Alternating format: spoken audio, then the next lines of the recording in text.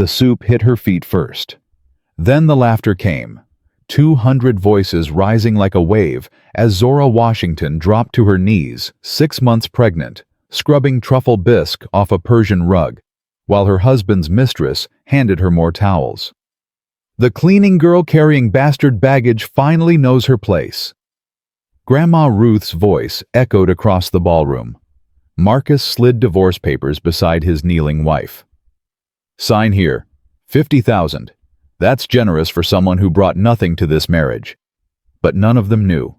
Not Marcus, not his mistress, not the 200 guests recording videos for social media. They were mocking a woman worth $47 billion. Drop a comment with your city.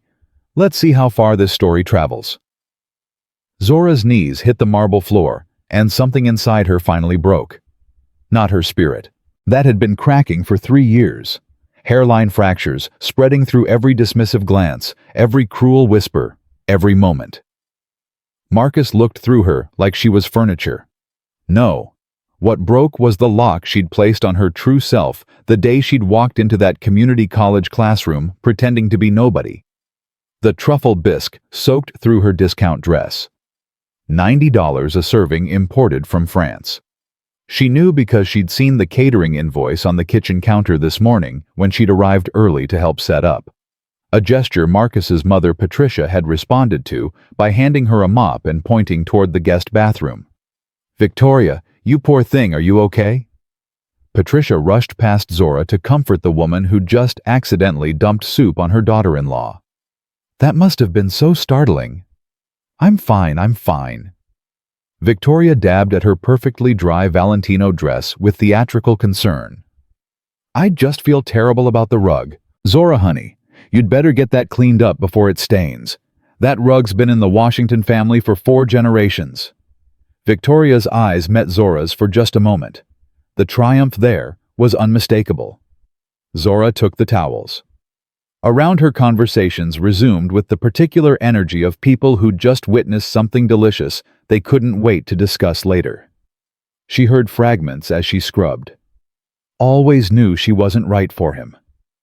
Can you believe that dress at an event like this? Marcus deserves so much better. The baby kicked. Hard. As if her daughter already understood something was wrong. "It's okay," Zora whispered, one hand moving to her belly, while the other continued working the stain. "Mama's got you. Mama's always got you." "Talking to yourself now." Marcus's shadow fell across her. "Jesus, Zora, could you be any more embarrassing?" She looked up at the man she'd married 3 years ago. The man she'd loved, or thought she'd loved. The man who'd helped an elderly woman carry groceries to her car on their 3rd date, who'd held her hand during her father's funeral, who'd promised to build a life with her that meant something beyond money and status. That man had never existed. "I'm cleaning up the mess," she said quietly. "Like you asked. Like Victoria asked. And she's right. That rug is worth more than—" He stopped himself, but they both knew how that sentence ended. "Worth more than you." Marcus crouched down, and for one insane moment, Zora thought he might help her. Instead, he lowered his voice so only she could hear. "After tonight, you won't have to worry about embarrassing yourself at these events anymore. I'm done, Zora. We're done." "What are you talking about?" "You'll see." He straightened, adjusting his Tom Ford jacket.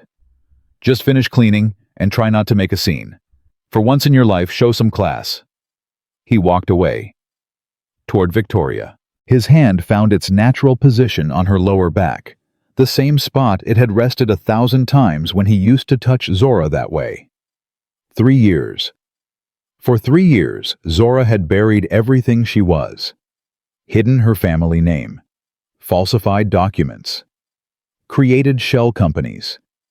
Paid lawyers millions to construct an identity so complete that even private investigators found nothing but a middle-class background, a part-time bookkeeping job, a modest apartment in a neighborhood Marcus's family considered barely acceptable.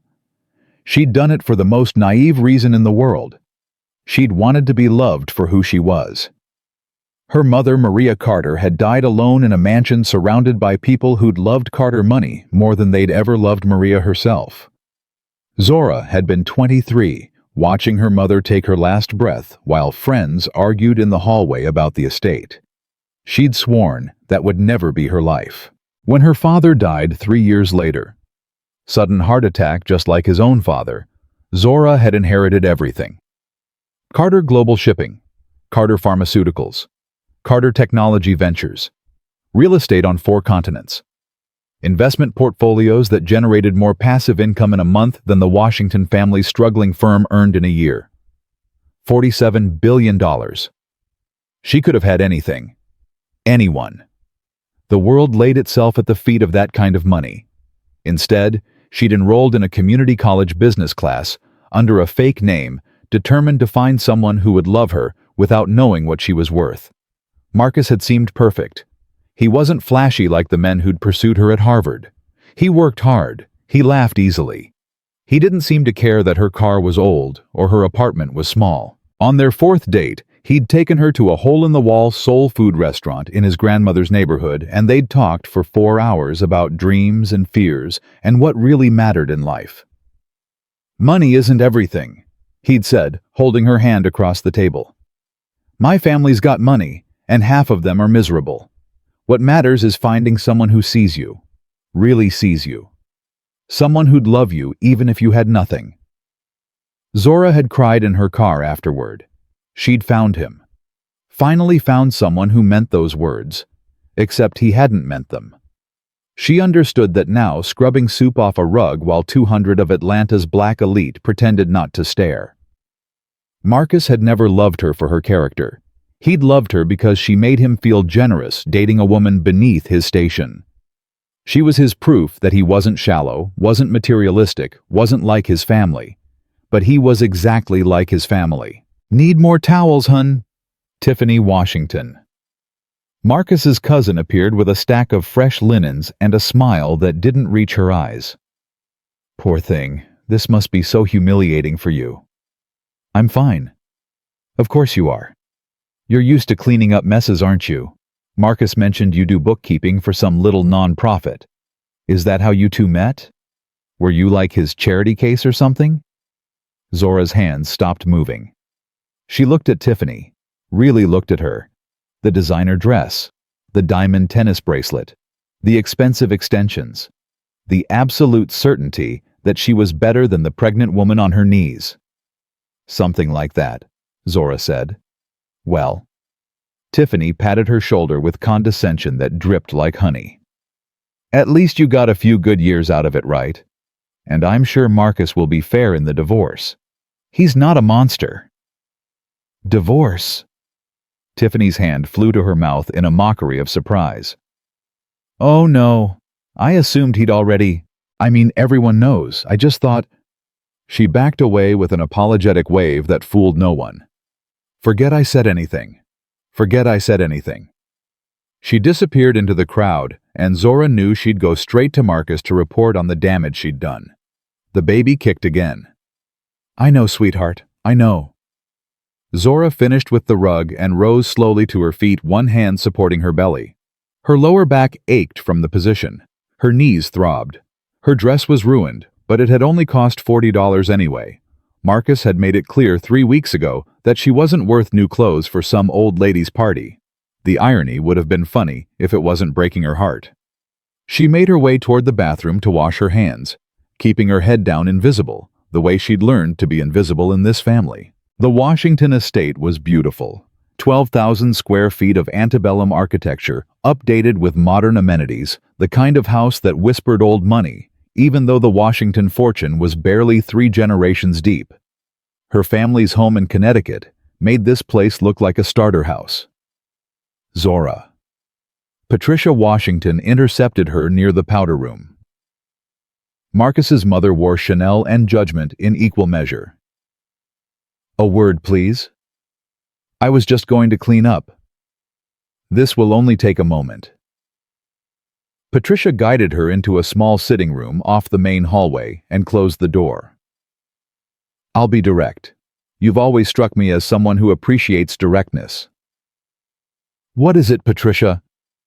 My son is going to end your marriage tonight, publicly, in front of everyone who matters to this family.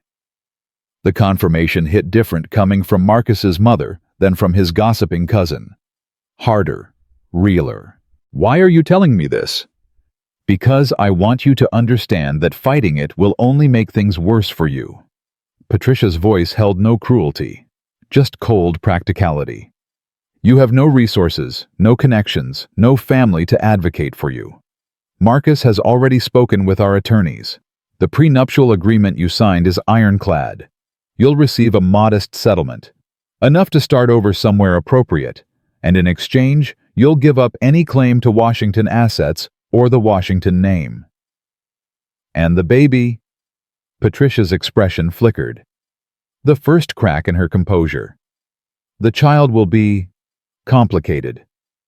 Marcus feels strongly that he wants to be fair.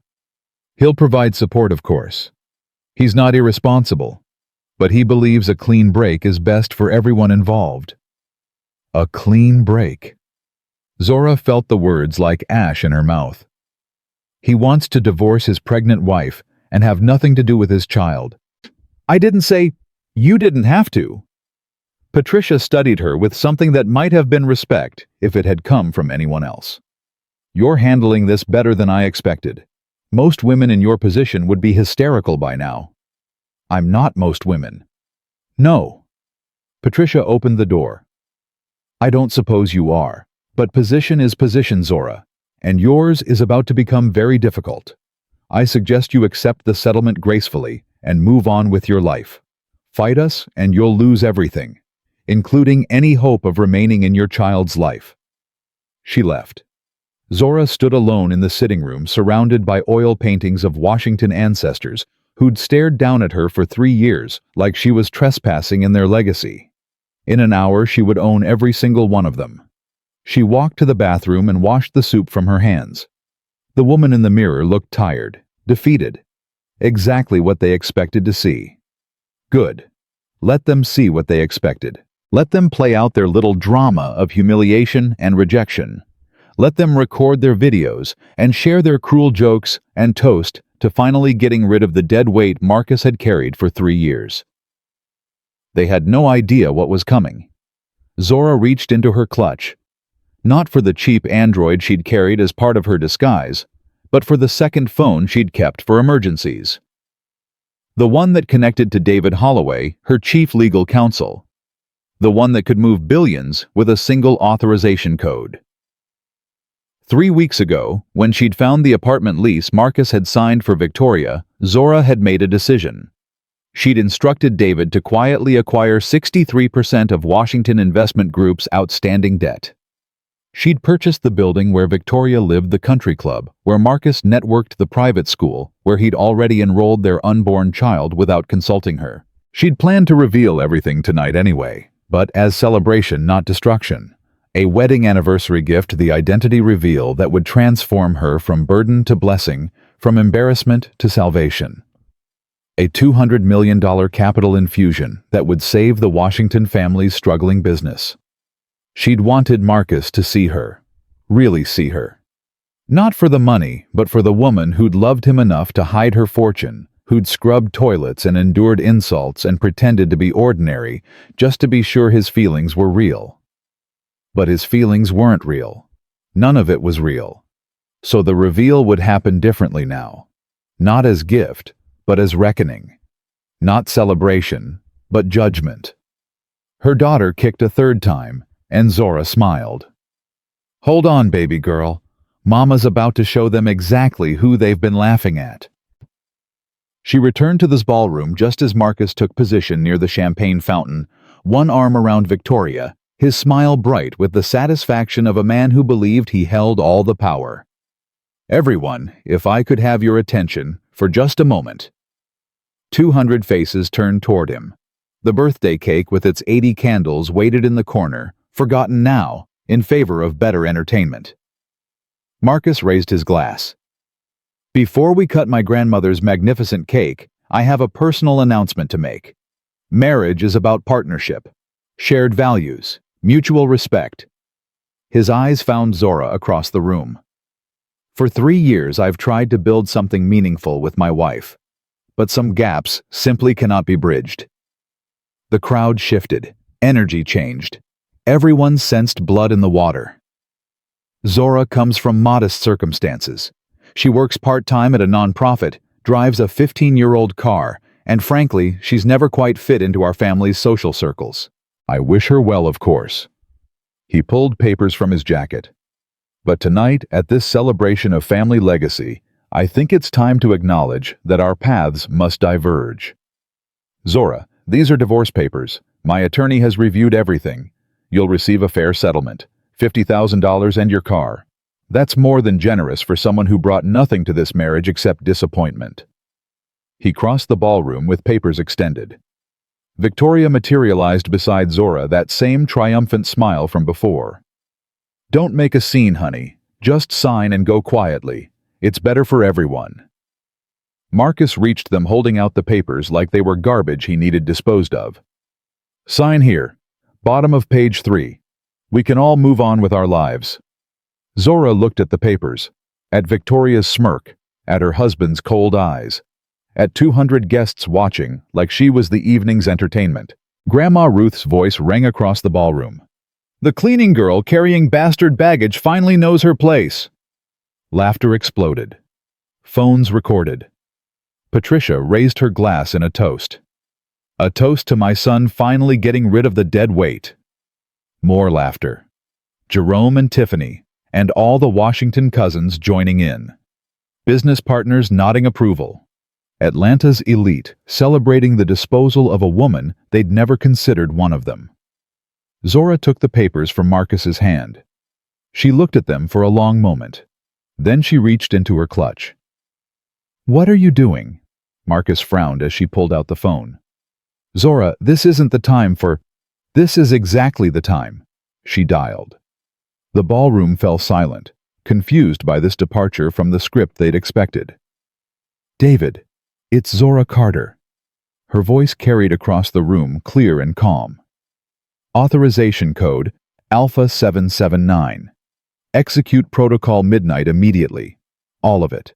Washington Investment Group Holdings Commercial Real Estate Portfolio Personal Accounts. Every asset. She paused, watching Marcus's face shift from confusion to concern. And David, make sure the press release goes out within the hour. I want everyone to know exactly who I am, and what this family just did to the woman carrying $47 billion. She ended the call. The silence that followed was absolute. Marcus laughed, nervous, uncertain. What the hell was that, some kind of joke, Zora, if you think pretending to be rich is going to... My name! She interrupted, her voice soft, but carrying to every corner of the ballroom, is Zora Marie Carter. My grandfather founded Carter Global Shipping in 1952. My father expanded into pharmaceuticals and technology before his death 3 years ago. The empire I inherited, the empire I've been hiding from you for 3 years, is currently valued at $47 billion. No one moved, no one breathed. Your family's investment firm, Marcus? She let the words fall like stones into still water. It's been struggling for 18 months. You're losing clients. You're over-leveraged on commercial real estate. You're approximately 90 days from defaulting on loans you took to maintain appearances. His face had gone gray. I know this because Carter Capital acquired 63% of your debt 3 weeks ago. I was planning to forgive it as our anniversary gift. I was planning to save your family. She looked at Victoria, whose arm had dropped from Marcus's waist. The apartment building where you've been keeping your mistress, I bought it yesterday. The country club where you network Carter Holdings acquired it last month. The private school where you enrolled our unborn child without asking me. My family endowed their scholarship program in 1987. Grandma Ruth had collapsed into a chair, hand pressed to her chest. You called my child bastard baggage, Ruth. You made me clean soup off your floor while pregnant. You laughed while your grandson destroyed me in front of everyone who matters in this city. Patricia's champagne glass slipped from her fingers and shattered on the marble. So here's what happens now. Washington Investment Group's debt becomes due immediately. The commercial properties you've overextended on will be foreclosed within 30 days. And you, Marcus? She finally looked directly at her husband, who'd begun to sway on his feet. You just handed divorce papers to $47 billion while carrying your only child. Victoria's welcome to you. But I hope she understands the man she's getting is about to lose everything. His business, his reputation, his family's legacy, and the child he just publicly rejected. Marcus's knees buckled. He collapsed onto the same floor where she'd been kneeling minutes before. His breathing ragged his carefully constructed world, shattering around him like glass. Zora. Wait, I didn't know. I know you didn't know. She dropped the unsigned divorce papers onto his crumpled form. That's the whole point, Marcus. I wanted to see who you really were when you thought I had nothing. And now I know. She turned and walked toward the terrace doors, leaving 200 guests in stunned silence behind her. Victoria called after her, desperate. Wait, Zora. Wait, I didn't. This was all Marcus's idea. I never wanted to.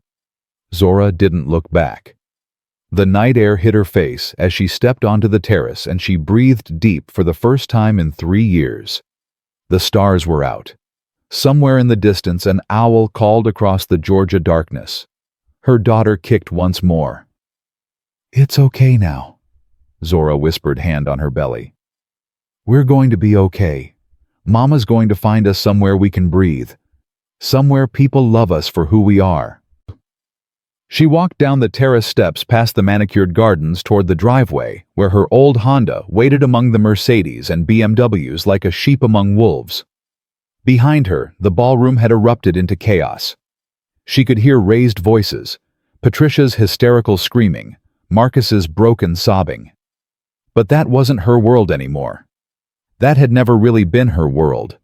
She'd only been visiting, learning what she needed to learn, losing what she needed to lose, so she could finally understand what mattered.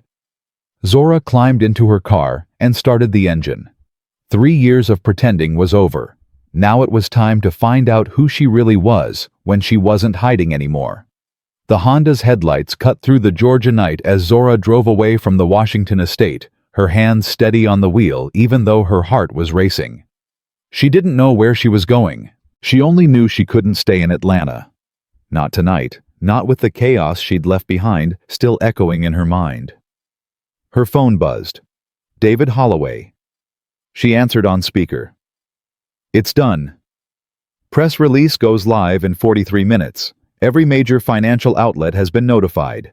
By morning, the whole country will know that Zora Carter has returned. David paused. Are you okay? I don't know yet. Where are you going? Away. I need to think. Zora. There are logistics we need to discuss. The debt acceleration alone will trigger. Tomorrow, David. Give me tonight. She ended the call and drove in silence, letting the miles put distance between herself and the life she'd just destroyed. Not Marcus's life, her own. The 3 years she'd invested in being ordinary, in being invisible, in being loved for something other than her fortune. All of it had been a lie. The baby shifted, and Zora placed one hand on her belly. I'm sorry, sweetheart. I'm so sorry I picked the wrong father for you, but I promise, you're going to know what real love looks like. Even if Mama has to search the whole world to find it. She pulled into a roadside motel around midnight, paid cash for a room, and sat on the edge of a bed that probably cost less than a single appetizer at the party she'd just left.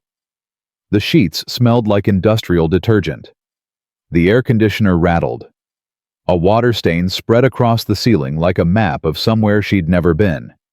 It was the most peaceful she'd felt in 3 years. Her phone buzzed again. Marcus this time. She let it go to voicemail, then watched as 12 more calls came in rapid succession. Patricia, Jerome, Tiffany. Numbers she didn't recognize. Probably attorneys already scrambling to contain the damage. She turned the phone off. Tomorrow she would deal with the empire. Tomorrow she would make decisions about debt and foreclosures and the very real destruction she'd set in motion. But tonight, she just wanted to be a woman sitting alone in a cheap motel room, mourning the death of a dream she'd been foolish enough to believe in. She cried. For the first time since her father's funeral, Zora let herself really cry. Ugly, heaving sobs that shook her whole body and probably alarmed the guests in the neighboring rooms. She cried for the woman who'd fallen in love with Marcus's laugh, for the wife who'd scrubbed toilets and endured insults and told herself it was worth it because at least she was loved for herself, for the mother who'd wanted her daughter to grow up knowing her father. All of it was gone now. When the tears finally stopped, something else took their place. Not anger, not grief, but a strange, clear-eyed calm that settled over her like morning light after a storm. She'd survived worse. Her mother's death. Her father's death. Inheriting an empire at 26 with no preparation and no support. Learning to navigate a world where everyone wanted something from her and no one saw her as human. She'd survived all of it. She would survive this too. The next 3 months passed in a blur of legal proceedings and media attention, and the relentless machinery of Zora's empire finally operating in the open. David Holloway earned every penny of his considerable salary, managing the transition from hidden heiress to public billionaire with the precision of a military campaign. The Washington family's collapse made national news. Washington Investment Group filed for bankruptcy protection within 6 weeks, unable to service the debt that Carter Capital had accelerated. The commercial properties Marcus had overleveraged were foreclosed one by one, each auction, another headline, another reminder of how spectacularly he'd miscalculated. Patricia Washington was photographed leaving their estate for the last time, boxes piled in the back of a moving truck that would take them to a rental house in a neighborhood she'd once called barely acceptable. Grandma Ruth suffered a minor heart attack the week after her birthday party. She survived, but the doctors said the stress had aged her years in days. Zora felt a flicker of something that might have been guilt, but it passed quickly. Ruth had called her unborn child bastard baggage. Some words couldn't be taken back. Marcus tried to contact her 47 times in the first month alone. Calls, texts, emails, letters delivered to her attorneys with desperate pleas for a conversation. He showed up at Carter Global headquarters twice before security was instructed to have him escorted from the premises. His messages followed a predictable arc.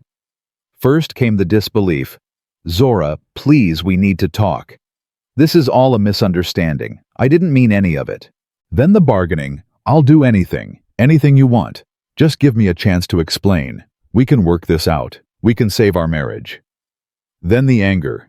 "You destroyed my family. You destroyed everything we built. How could you do this? How could you lie to me for 3 years?" Finally, the desperation. "Please, I'm begging you. I have nothing left. My family won't speak to me. Victoria left. I'm living in a studio apartment and working a job that pays less than my car payment used to be. Please, Zora, please just talk to me." She never responded. Not because she was cruel, but because there was nothing left to say. Marcus had shown her exactly who he was when he thought she had no power. That truth couldn't be unsaid, uncried, unhumiliated. He'd made his choice in front of 200 witnesses, and now he had to live with the consequences. Victoria Banks lasted exactly 11 days after the revelation. Zora learned through David's network that Marcus came home from a meeting with bankruptcy attorneys to find his mistress packing her designer bags, the apartment lease Zora now owned, crumpled on the kitchen counter. "You told me she was nobody," Victoria reportedly said on her way out the door. "You told me she was just some bookkeeper who got lucky. You ruined your life over a woman worth $47 billion, Marcus, and you ruined mine too." The door slammed. Marcus was alone. Zora tried to feel satisfaction at his suffering. She searched inside herself for the vindictive pleasure she'd expected to find the righteous triumph of a woman who'd been wronged watching her wronger brought low. It wasn't there. What she felt instead was exhaustion. A bone-deep weariness with the whole sordid mess. The betrayal, the revelation, the destruction, all of it. She'd spent 3 years pretending to be someone she wasn't, and now she was spending every waking hour managing the aftermath of finally being herself. She wanted to disappear again. "You need a break," David told her during their daily briefing 6 weeks after the birthday party. "The major fires are contained. The legal team can handle the ongoing matters. Take some time, Zora. Figure out what you want your life to look like now that you're not hiding anymore." "What I want?" She laughed bitterly. "I wanted a husband who loved me. I wanted a family. I wanted to be ordinary." "You were never ordinary. You just pretended to be. And look how well that turned out." David was quiet for a moment. He'd worked for her family since before she was born, first for her grandfather, then her father, now her. He'd watched her grow from a lonely child in a too-big house to a grieving young woman inheriting an impossible responsibility to whatever she was now. "Your mother used to say something," he finally offered. "She said the only thing worse than being alone is being with someone who makes you feel alone. You were alone in that marriage, Zora, even before you knew it." "My mother died alone in a mansion full of people who didn't love her." "Yes, she did." David's voice was gentle. "But that doesn't have to be your story. You're 30 years old. You have resources most people can't imagine. You have a daughter on the way who's going to need her mother to show her what happiness looks like. Don't spend the rest of your life punishing yourself for trusting the wrong man." Zora thought about his words for a long time after the call ended. She'd been so focused on revenge, on destruction, on making Marcus and his family pay for what they'd done. But what had it actually given her? The Washingtons were ruined. Yes, Marcus was broken. Justice had been served in the most public and devastating way possible, and she was still sitting alone in a room that felt too big, growing a baby whose father had rejected her before she was born, wondering if she'd ever find what she'd been looking for when she'd hidden her fortune in the first place. Real love, real connection. Someone who saw her, truly saw her, and loved what they found. The decision came to her in the middle of a sleepless night, 3 weeks before her due date. She'd been lying in the massive bed in her childhood home in Connecticut, surrounded by luxury that felt suffocating when the clarity finally arrived. She needed to start over. Not just legally or financially, but geographically, spiritually. She needed to go somewhere nobody knew her name or her face or her fortune. Somewhere she could figure out who Zora Carter really was, when she wasn't hiding, wasn't performing, wasn't managing an empire or destroying a family, or carrying the weight of generations of expectation. She needed to find herself before she could be a mother. David helped her identify options. Small towns along the East Coast where privacy was still possible. Places far enough from the centers of power that even billionaires could blend in if they chose to. Communities where people minded their own business and judged newcomers by their character rather than their net worth. Havens Creek, South Carolina appeared on the list almost like an afterthought. Population 2, 847. Primary industry fishing and tourism. Notable features: beautiful coastline, tight-knit community, one excellent seafood restaurant. Zora looked at the satellite images of the town. The small harbor dotted with boats, the main street with its handful of shops, the stretch of beach that curved along the Atlantic like a promise, and felt something shift in her chest. "This one," she told David. "Find me a place to live in this one. It's very modest." "That's the point." He found her a cottage 50 yards from the ocean, 2 bedrooms, weathered shingles, a porch that probably creaked in the wind. The rental price was less than she spent on a single business dinner in Manhattan. It was perfect. She moved 3 days after her daughter was born. The labor had been harder than she'd expected, 18 hours of pain that felt like punishment and redemption combined. But when the nurses finally placed the baby in her arms, 7 pounds 4 ounces, with her mother's eyes and her father's nose, Zora understood for the first time what she'd actually been searching for all along. Not a husband. Not a family in the traditional sense. Not even love, really. Purpose. This tiny, perfect creature was her purpose now. Everything else, the empire, the revenge, the broken marriage, faded into background noise against the overwhelming reality of her daughter's first breath. "Amara," she whispered, touching the baby's impossibly soft cheek. "Your name means eternal, because I'm going to love you forever, baby girl. No matter what happens, no matter who comes and goes, you and me, always." Marcus wasn't there for the birth. He wasn't listed on the birth certificate. He'd surrendered any claim to fatherhood when he'd handed his pregnant wife divorce papers and called their child part of the dead weight he was shedding. But Zora had made sure through David and her legal team that Marcus knew his daughter had arrived safely. Not as cruelty, but as closure. He'd rejected this child publicly. He'd called her bastard baggage in front of 200 witnesses. Now he would live with the knowledge of what he'd given up. She didn't hear from him. Part of her had expected some response, an appeal, a demand, anything. But Marcus stayed silent, and Zora realized that was its own kind of answer. He'd finally accepted that there was no path back to the life he'd destroyed. The woman he'd wronged wasn't coming to save him, and the child he'd rejected wasn't going to provide a convenient redemption arc for his tragic fall from grace.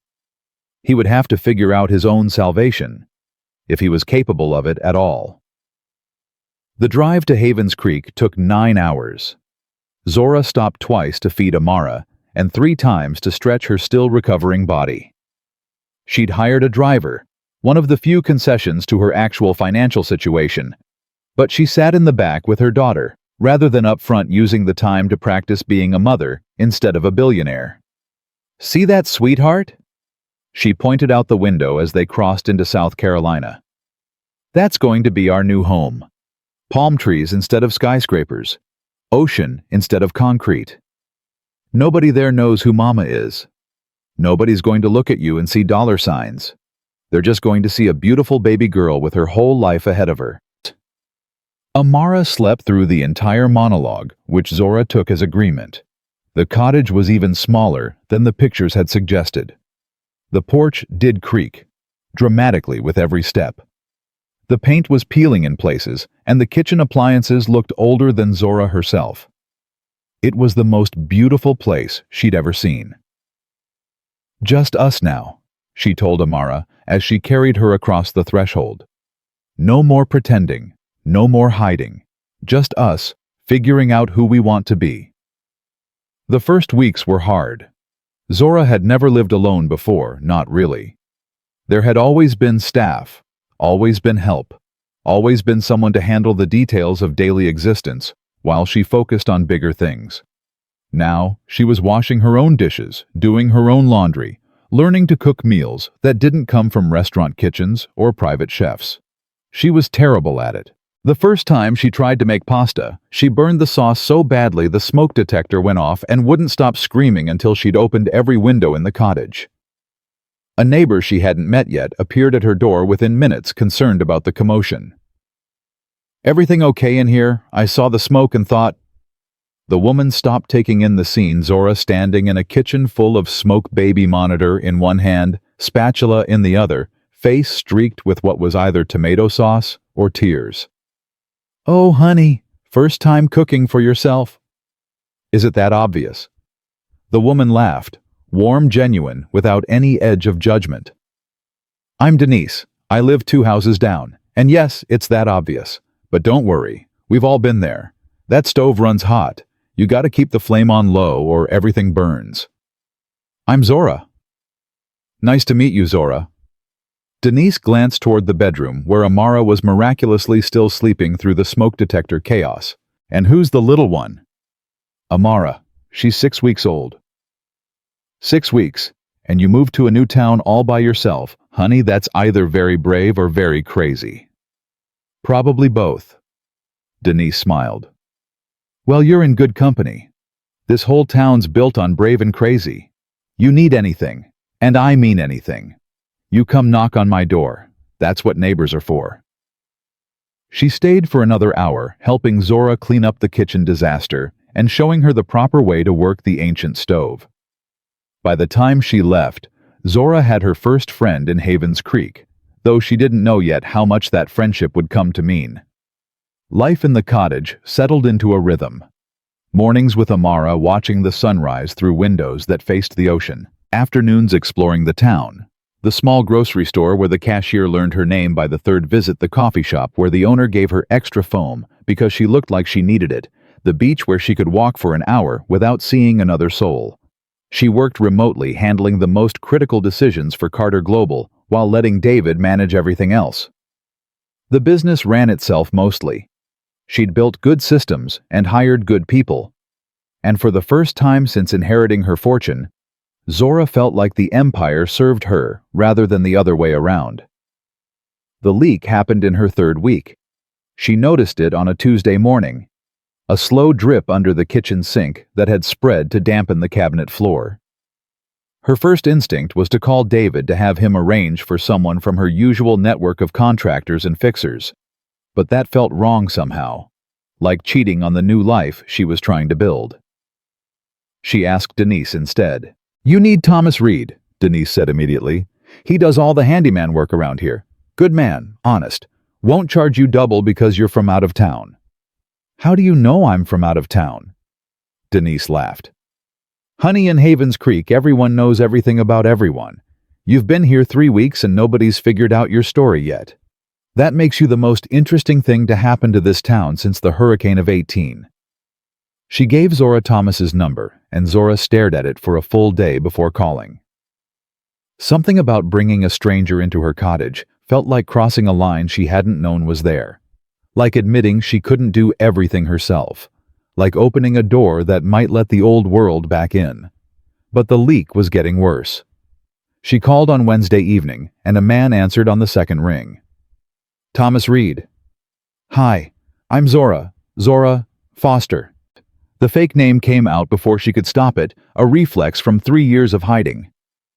"I just moved to town, and my neighbor Denise said you might be able to help with a leaking pipe under my kitchen sink." Zora Foster.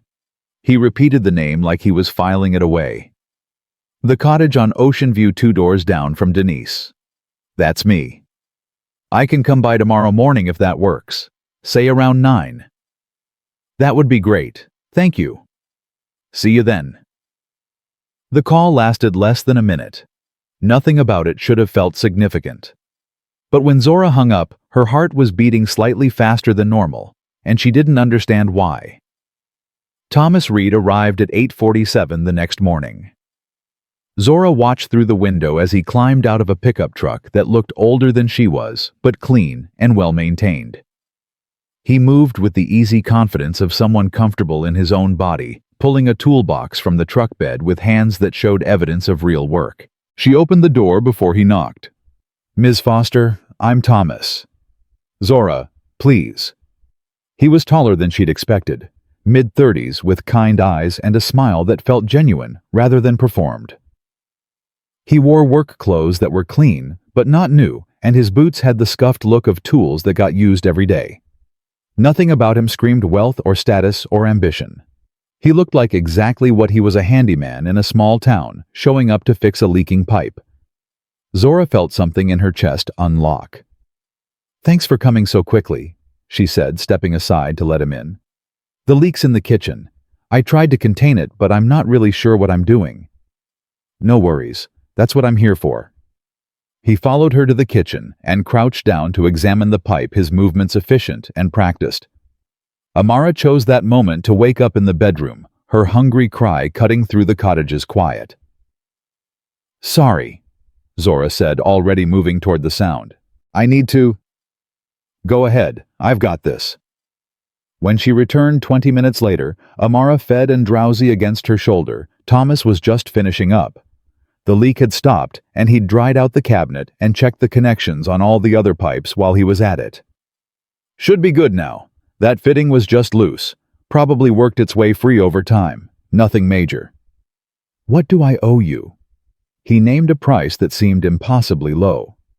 "And you shouldn't be lifting heavy things," he added, nodding toward a box of books she'd been trying to move earlier, still sitting where she'd abandoned it. "Not when you're still recovering. My sister had her baby last year. Her doctor was always warning her about overdoing it. "I'm fine." "I'm sure you are, but those books aren't going anywhere." He crossed to the box before she could protest and lifted it easily. "Where do you want these?" "The living room, by the bookshelf." He carried the box without making a big deal about it, set it down exactly where she'd pointed, and headed for the door. No lingering, no small talk designed to extend the interaction. No questions about why she was living alone with a newborn, or where her husband was, or any of the things most people would have been dying to ask. "Thank you," she said, and she meant it for more than just the pipe and the books. "Happy to help. You need anything else, you've got my number." The door closed behind him. Zora stood in her kitchen with her daughter in her arms, the leak fixed, the books moved, and something she couldn't quite name stirring in her chest. "Don't get excited," she told herself. And Amara, who was falling asleep again. "He's just a handyman. He was just being helpful. It doesn't mean anything." But she found herself looking out the window as his truck pulled away, wondering if the pipe might develop another problem sometime soon. The pipe developed another problem exactly 8 days later. Zora told herself it was coincidence. The cottage was old, the plumbing was older, and things broke all the time in houses that had weathered decades of salt air and coastal storms. The fact that she'd noticed the small drip under the bathroom sink within hours of it starting, and called Thomas immediately, rather than trying to fix it herself, meant nothing. Nothing at all. He arrived the next morning at the same time as before, 8:47, and Zora realized she'd been watching the window since 8:30. "Ms. Foster?" "Zora." "Zora." He smiled, and something in her stomach fluttered. "Bathroom this time." "How did you know?" "Denise mentioned you called her last night asking about plumbers. She told you to call me instead." He shrugged. "Small town. Word travels." "I'm starting to notice that." She led him to the bathroom, hyper-aware of how close the space was, how she could smell soap and sawdust when he brushed past her to examine the pipes. Amara was sleeping in the bedroom. She'd learned to time her calls for the morning nap window, and the cottage felt too quiet, too intimate with just the two of them and the sound of his tools against metal. "Same issue as the kitchen," Thomas said after a few minutes. "Loose fitting. I'll tighten everything in the house while I'm here. Save you from calling me every week." "I don't mind calling."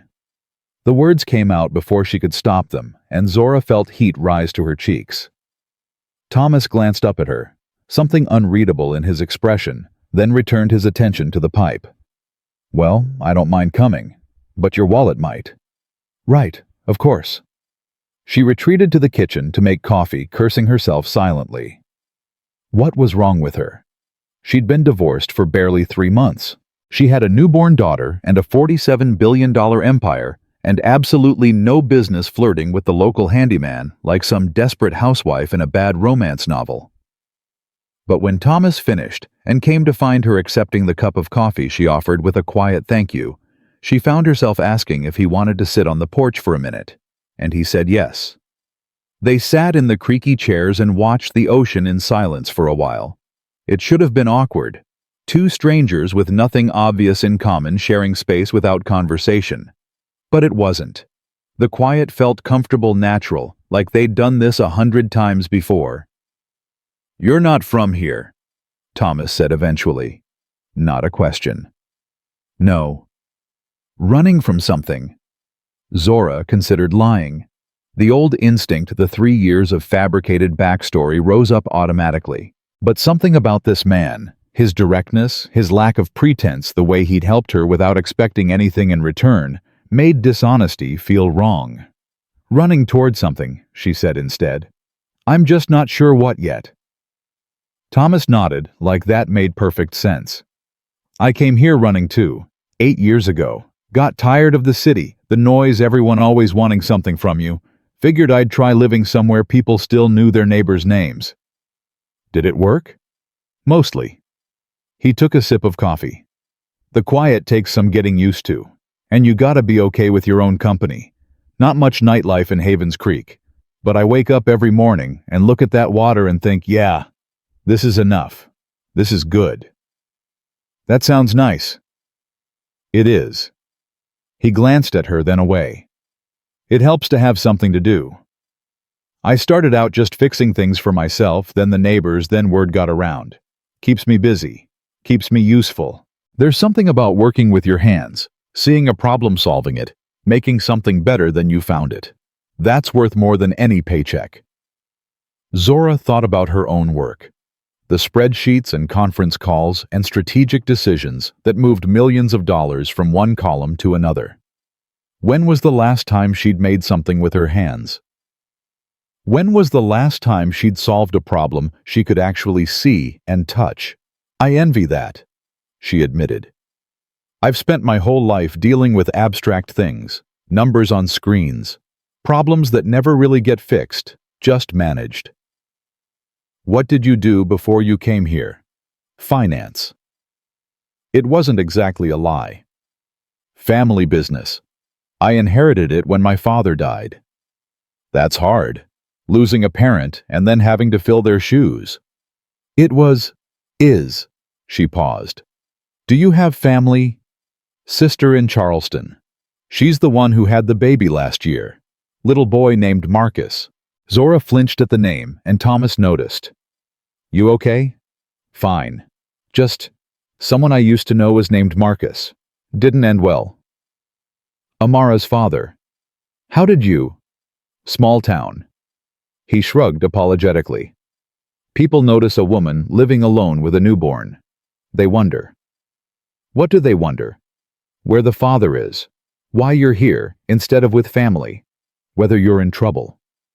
He met her eyes steadily. I don't think you're in trouble, though. I think you're figuring things out. Is that what I'm doing? Isn't it? Zora didn't answer. She looked at the ocean instead, at the waves rolling in and out with patient rhythm, at the gulls wheeling overhead, at the life she was trying to build from the wreckage of the one she'd destroyed. I should go, Thomas said, standing. Got another job across town. But Zora, if you need anything, you call me.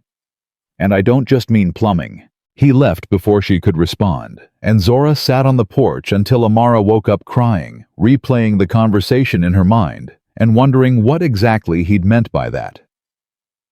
The next 2 months brought more repairs than any house should reasonably need.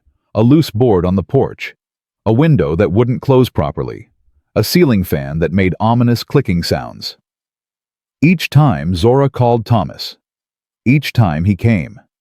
And each time they ended up on the porch afterward, drinking coffee and talking about nothing and everything. She learned that he'd grown up in Philadelphia, the son of a mechanic father and a nurse mother who'd worked opposite shifts their whole marriage to keep the family afloat. He'd gone to trade school instead of college, learned carpentry and plumbing and electrical work, built a successful contracting business by the time he was 30. So what happened? Zora asked one morning when Amara was 3 months old and the autumn air had started to carry a hint of coolness. You had a business. You were successful. Why leave? Thomas was quiet for a long moment. There was a woman. We were engaged. I thought we were building something together.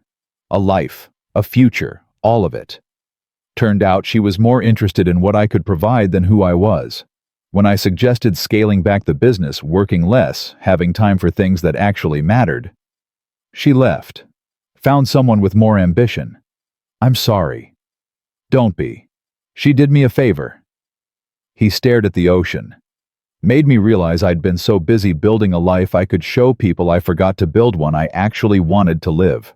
So I sold the business, packed up my truck, and drove until I found somewhere that felt right. And Havens Creek felt right. Havens Creek felt quiet. That was enough at the time. He glanced at her. What about you? What's the real story? What makes you think there's a real story? Because you're living in a 2-bedroom cottage that costs $600 a month, but you paid cash for that baby gear that showed up last week. The high-end stuff. The kind that costs more than some people's cars. He raised an eyebrow. And you've got a phone you never answer, and a laptop you check at exactly 7 a.m. and 7 p.m. every day. You're not just some finance worker who inherited a family business. You're something else." Zora's heart hammered against her ribs. This was the moment she'd been dreading and hoping for in equal measure. The moment when she'd have to decide trust this man with the truth or keep hiding behind the same walls that had failed her before. "My name isn't Zora Foster," she said quietly. Thomas didn't react, just waited. "It's Zora Carter, my family." She took a deep breath. "My family is Carter Global, shipping, pharmaceuticals, technology. When my father died 3 years ago, I inherited everything, all of it." Still nothing. No widening eyes, no sharp intake of breath, no sudden shift in how he was looking at her. "I hid my identity because I wanted to find someone who would love me for who I was, not what I had. I married a man named Marcus Washington. He's Amara's father. And for 3 years, I pretended to be ordinary. Part-time bookkeeper, old car, discount clothes, the whole thing." Her voice cracked. "He divorced me at his grandmother's birthday party, made me kneel on the floor and clean up soup his mistress spilled on me while 200 people laughed, called our daughter bastard baggage." Thomas's jaw tightened, but he stayed silent. "He didn't know who I really was. None of them did. So when I revealed the truth, when I told them exactly whose family they'd been mocking, I destroyed them. His business, his reputation, his family's entire legacy. All of it gone within weeks." She waited for the judgment, the questions, the calculation she'd seen in so many eyes once they learned what she was worth. "Good," Thomas said. "What? Good. He deserved it. Anyone who'd treat a pregnant woman like that, his own wife carrying his child, deserves everything he got." Thomas's voice was hard. "And I hope he thinks about it every single day for the rest of his miserable life. You're not surprised about the money. I'm surprised you trusted me enough to tell me." He turned to face her fully. "Zora, I don't care if you're worth $47 or $47 billion. I've been sitting on this porch with you for 2 months, and what I see is a woman who's kind to her daughter, kind to her neighbors, and kind to me. That's what matters. That's all that's ever mattered." "You mean that?" "I mean that." Zora felt tears spilling down her cheeks, but she was smiling. "I've been testing you, you know, these past 2 months. Leaving money where you could see it, mentioning investments, inheritances, creating opportunities for you to ask for something. I noticed." "You noticed?" "The cash you left on the counter that one time, the way you brought up your family trust when we were talking about the cottage repairs. You were waiting to see if I'd take the bait." He smiled gently. "I didn't bite because there was no bait I wanted. I like the coffee. I like the conversation. I like you. That's enough." "I don't know what to say." "You don't have to say anything." He reached over and took her hand, the first time he'd touched her since they'd met. His palm was warm and calloused and real. "Just know that whatever you're looking for, whatever you came here to find, I think you're closer than you realize." They sat like that for a long time, hands intertwined, watching the waves roll in. Amara woke up eventually, and Thomas left, and life continued with its ordinary rhythms. But something had changed between them. Something had opened, and Zora, for the first time since her mother died, began to believe that maybe, just maybe, she wasn't destined to end up alone. The following months were the happiest of her life. Thomas became a fixture in the cottage, stopping by, even when nothing was broken, bringing groceries from the market when he was in town holding Amara, while Zora made dinner from recipes she was slowly learning to master. Denise joked that they might as well make it official. The whole town already thinks you're together. But neither of them rushed anything. This wasn't the whirlwind romance Zora had experienced with Marcus. There was no urgency, no pressure, no performance. Just two people getting to know each other slowly and honestly, building something that felt real precisely because neither of them was trying to impress the other. She introduced Thomas to her business. Not the details, just the general shape of it. He asked intelligent questions and offered practical perspectives, and never once seemed intimidated by the scale of what she managed. When she stressed about a board meeting or a difficult acquisition, he'd rub her shoulders and tell her she was smarter than anyone in that room, and she'd believe him because he had no reason to lie. "You're good at this," she told him one night after a particularly brutal day of negotiations. "Making me feel better." "That's because I'm not trying to make you feel better.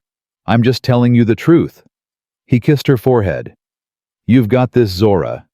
You've always got this." She met his sister Janelle on a weekend visit to Charleston. The two women bonded immediately over shared experiences of loss and starting over, and by the end of the trip, Janelle was insisting Zora call her if she ever needed anything. "My brother's been different since he met you," Janelle said privately while Thomas was playing with her son in the other room. "Happier, more present. I don't know what you've done to him, but please keep doing it." "I haven't done anything. You've given him someone worth being happy for. That's not nothing." Amara turned 1 year old in a small celebration at the cottage.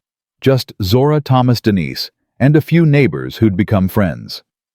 Thomas had built a wooden rocking horse by hand, spending weeks in his workshop on the detail work, and Amara's delighted squeals when she saw it made everyone cry. "You didn't have to do that," Zora whispered, watching her daughter rock back and forth with determined focus. "I wanted to." Thomas wrapped his arm around her waist. "She's going to grow up loved, Zora. That's what matters. Not the money or the name or any of it. Just loved." "You love her." "Of course I do. She's yours." The proposal came 6 months later on the same beach where they'd taken Amara to see her first sunset. Thomas knelt in the sand with a ring he'd made himself, silver, simple, perfect, and asked the question Zora had been waiting her whole life to hear. Not, "Will you marry me?" That would have been too easy, too expected. Instead, "Will you let me spend the rest of my life trying to deserve you?" She said yes before he finished the sentence. But she knew even as she kissed him, even as Amara giggled and clapped, even as the sunset painted the sky in shades of gold and pink, that there was still one conversation they hadn't had. One truth she'd been avoiding not out of distrust, but out of fear. The full truth, the complete picture. Not just, "My family is wealthy," but, "I am one of the 30 richest people under 40 in the entire world." Not just, "I destroyed Marcus's business," but, "I did it intentionally, systematically, as punishment for how he treated me." Not just, "I have resources," but, "I own 17 properties control companies on 4 continents and manage a fortune that generates more income in a day than most people see in a lifetime." Thomas deserved to know all of it before he married her, and she deserved to know how he'd react. The conversation happened on a Saturday morning in October, 2 years and 1 month after Zora had first arrived in Havens Creek. Amara was at a playdate with Denise's granddaughter, and the cottage was quiet, except for the ever-present sound of the ocean. Zora had prepared for this. She'd gathered documents from the safe deposit box at the local bank, corporate papers, financial statements, property deeds, and one magazine she'd kept from the press coverage of her revelation Forbes, with her photograph on the cover and the headline, "The Invisible Billionaire, How Zora Carter Disappeared from High Society." She spread everything on the kitchen table and asked Thomas to sit. "This looks serious," he said, a note of concern in his voice. "Is everything okay?" "Everything's fine, better than fine, but there are things you need to know before we get married, things I should have told you months ago." She walked him through all of it, the full scale of Carter Global, the $47 billion, the 17 properties, the board meetings, the constant management of an empire she'd never asked to inherit, the deliberate destruction of the Washington family, not just their business, but their standing, their reputation, their entire way of life. Thomas listened without interrupting. He looked at the documents, studied the Forbes article, absorbed the magnitude of what she was telling him. His face remained unreadable throughout, and Zora felt her heart sink with every passing moment of silence. This was it. This was where she lost him. $47 billion. He finally said, his voice careful. "That's..." That's not a number I can even comprehend. I know. And you've been managing all of this while living here, in a two-bedroom cottage, making your own breakfast and doing your own laundry. Yes. Why? Because none of it matters to me. Zora felt tears threatening and blinked them back. The money, the properties, the empire, it's just stuff, Thomas. It's just numbers on a screen, exactly like I told you that first day on the porch. What matters is this life. Our life. Amara and you and the community we've built here. That's real. That's what I want.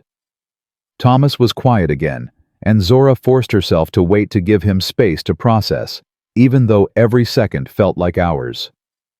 My ex-fiancée, he said slowly, left me because I wasn't ambitious enough, because I wanted to scale back work, less live, more. She wanted bigger and better and more. He looked at Zora with something like wonder in his eyes.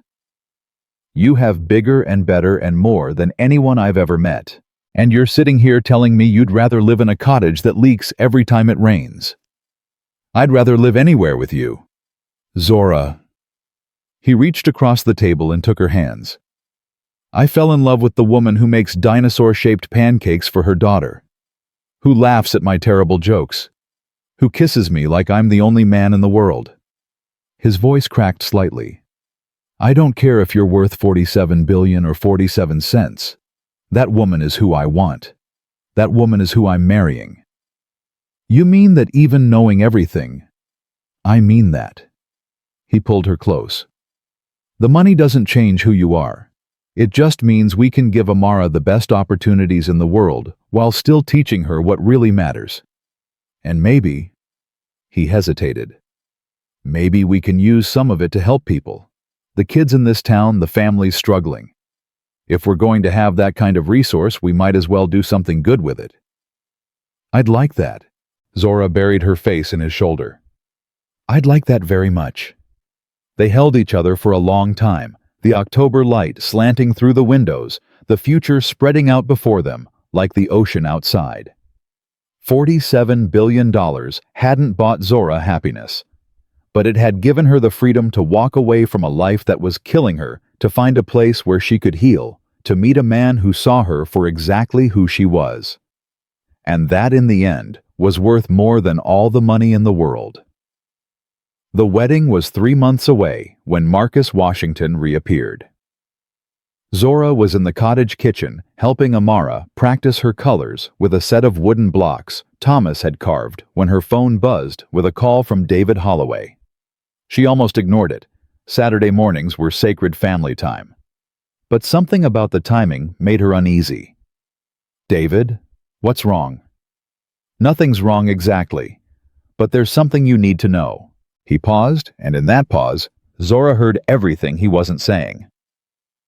Marcus Washington filed a petition for visitation rights for Amara. The block in Zora's hand slipped and clattered to the floor. Amara looked up with concern, and Zora forced a smile that felt like glass. Mama's fine, sweetheart. Keep playing. She stepped onto the porch, closing the door behind her, her heart pounding so hard she could feel it in her throat. Tell me everything. He filed in family court in Atlanta 3 days ago. Claims he was denied the opportunity to be a father due to circumstances beyond his control. He's arguing that the divorce happened under extreme emotional distress and that he never formally relinquished parental rights.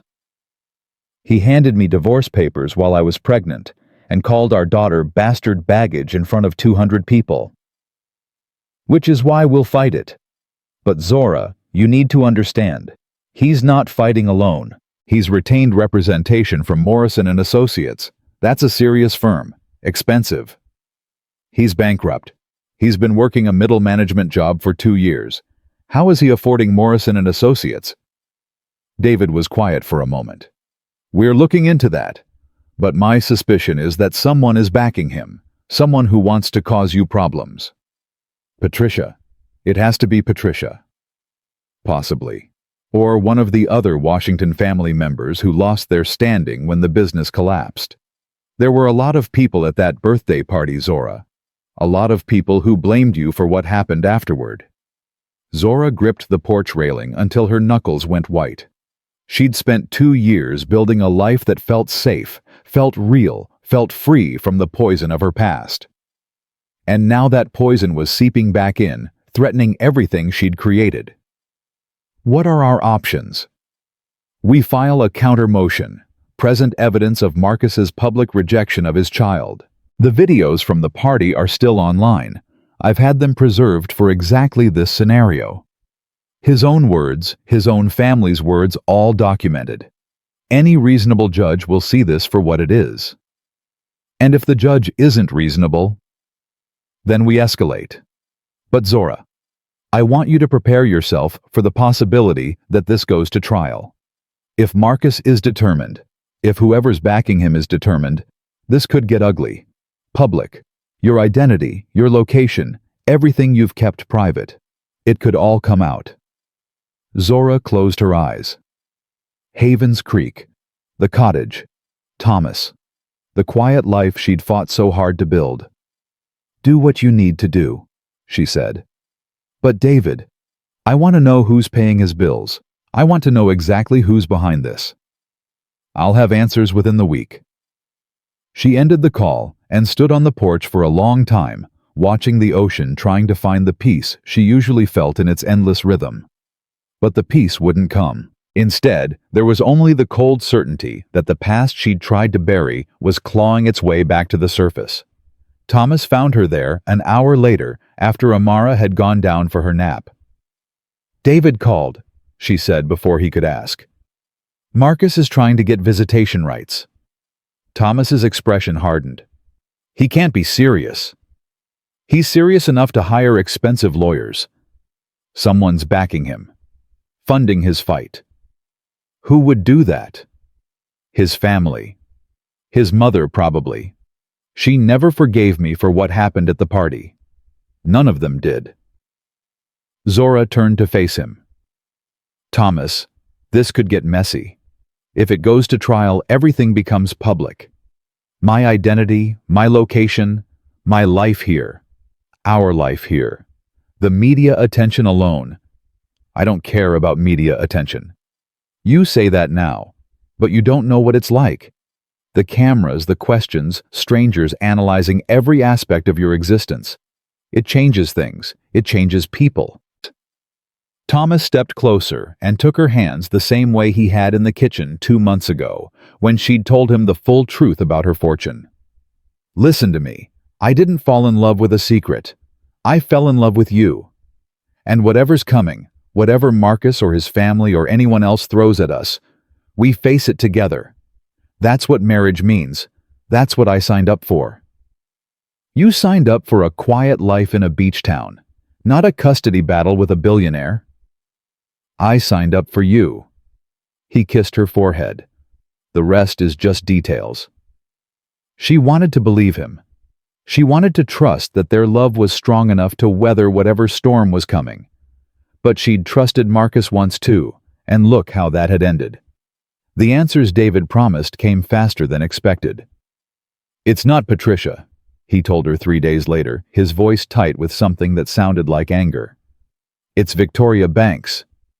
Victoria Marcus's mistress. Former mistress. Apparently she landed on her feet after leaving Marcus. Married a tech executive named Howard Chen about 18 months ago. He's worth roughly $800 million.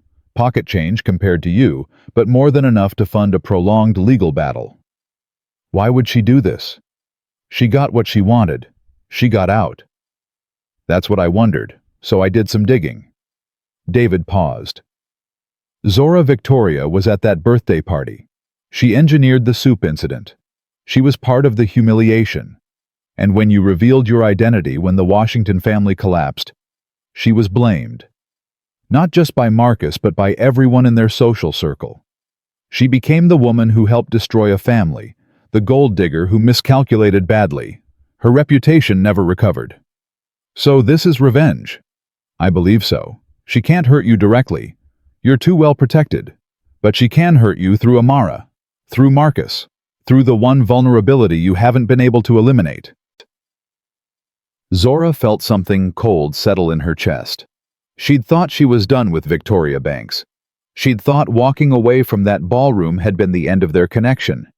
But some wounds refused to heal, and some enemies refused to stay defeated. What does she want? Officially nothing. She's not named in any of the filings. But I've confirmed that Morrison and Associates' fees are being paid through a shell company that traces back to Howard Chen's personal accounts. Victoria's fingerprints are all over this. Can we expose her? Make it public?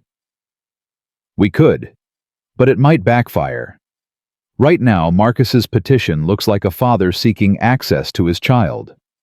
If we start throwing accusations about secret funders and revenge schemes, we risk looking paranoid, vindictive. The court might start asking why so many people seem to have grudges against you. So, what do? We win the case on its merits. We present the evidence of Marcus's rejection, the videos, the witnesses, the documented cruelty. We let the facts speak for themselves. And then, when we've won, when Amara is safe, then we deal with Victoria. The hearing was scheduled for 6 weeks out in Atlanta. Zora would have to travel back to the city she'd fled, face the man who'd broken her, and fight for the daughter he'd once called baggage. The irony wasn't lost on her. Thomas insisted on coming. "You're not doing this alone," he said when she tried to argue. "Amara needs stability, yes. But she needs her mother to be okay, more than she needs anything else. And you won't be okay if you're sitting in that courtroom by yourself. What about your work, your clients? They'll survive a few days without me, you might not." She didn't have the energy to fight him, and truthfully, she didn't want to. The thought of facing Marcus with Thomas beside her, strong, steady, real, was the only thing making the situation bearable. They left Amara with Denise, who promised to spoil her completely and send pictures every hour. The drive to Atlanta took 9 hours, and Zora spent most of it staring out the window watching the familiar landscape of her old life approach like a storm on the horizon. The courthouse was smaller than she'd expected, an unremarkable building in a part of the city she'd never had reason to visit during her years as Marcus's wife. David met them outside, flanked by 3 associates, and carrying a briefcase that probably contained enough documentation to bury Marcus's petition 10 times over. "He's already inside," David said. "With Victoria. She's here as a character witness." "Of course she is." "There's something else. Marcus. He doesn't look good, Zora.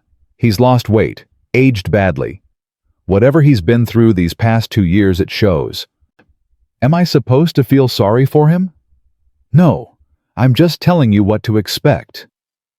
They entered the courthouse together, and Zora felt the weight of every step. This was it. The confrontation she'd been dreading and preparing for since David's first phone call. The moment when past and present would collide, and only one of them would walk away intact. The courtroom was nearly empty. Just the judge, the attorneys, a few court officials, and the principals in the case. Marcus sat at a table on the opposite side of the room, and David had been right. He looked terrible. Thin to the point of gauntness, with dark circles under his eyes, and a suit that didn't quite fit anymore. The confident, handsome man who'd handed her divorce papers at his grandmother's birthday party had been replaced by someone who looked like a ghost of himself. Victoria sat behind him, elegant as always, her expression carefully neutral. Their eyes met across the courtroom, and Zora saw the hatred there, the cold fury that had been simmering for 2 years waiting for this moment. Then, Victoria's gaze shifted to Thomas, standing beside Zora, with his hand on the small of her back, and something flickered in her expression. Surprise, maybe. Or recognition that Zora had found what Victoria had always been looking for and never found. The judge called the proceedings to order, and Marcus's attorney stood to make his opening statement. "Your Honor, my client is a father who made mistakes during a difficult period in his life. He acknowledges that his behavior at his grandmother's birthday celebration was inexcusable. He has spent the past 2 years reflecting on those mistakes and working to become a better man. All he asks is the opportunity to be part of his daughter's life. Not custody, not control, simply the chance to know the child he helped bring into this world. The attorney painted Marcus as a tragic figure, a man who'd been overwhelmed by family pressure and made decisions he deeply regretted. He spoke of redemption, of second chances, of the importance of fathers in children's lives.